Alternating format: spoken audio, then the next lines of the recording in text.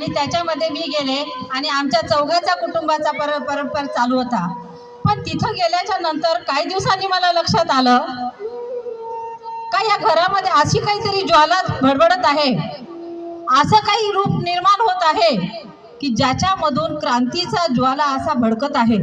आणि मला लक्षात आलं की मी ज्या घरची सून झाली आहे, ज्या व्यक्तीची मी पत्नी झाली आहे, असा क्रांतीचा ज्वाला, धगधगता ज्वाला म्हणजेच महात्मा ज्योतिराव फुले होते.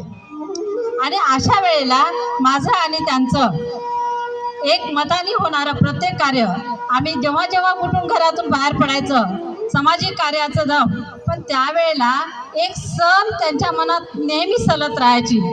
आणि मी त्यांना, महात्मा ज्योतिराव फुल्यांना मी काय म्हणायची माहिती आहे? मी त्यांना शेठजी म्हणायचे.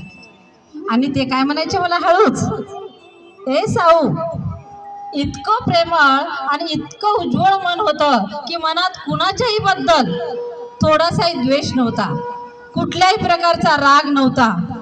अशा या महात्मा फुल्यांची मी संगिनी झाले आणि माझ्या आयुष्याचा हा नवा डाव कळला. मला सांगायचं आहे, मी सावित्री आहे.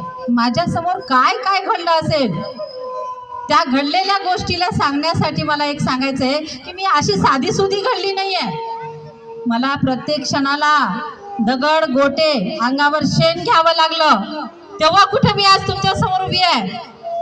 आणि मला त्या मार्गात जाण्याला, आणि मला का बरं मला आणि मला सांगायचं आहे, मी साधी सावित्री होते, सावित्रीमधून मी सावित्री आई कशी झाले याच्यासाठी मी तुम्हाला सांगते. बघा, मी आणि शेठजी दोघं गोरगरिबांच्या भागामध्ये जात असताना, समाज कार्य करत असताना स्त्रियांवर होणारे अत्याचार, स्त्री ही फक्त घरचं खरकट भांडे आणि धुनी करून घराचा सांभाळ करणं एवढं स्त्रीचं कर्तव्य होतं.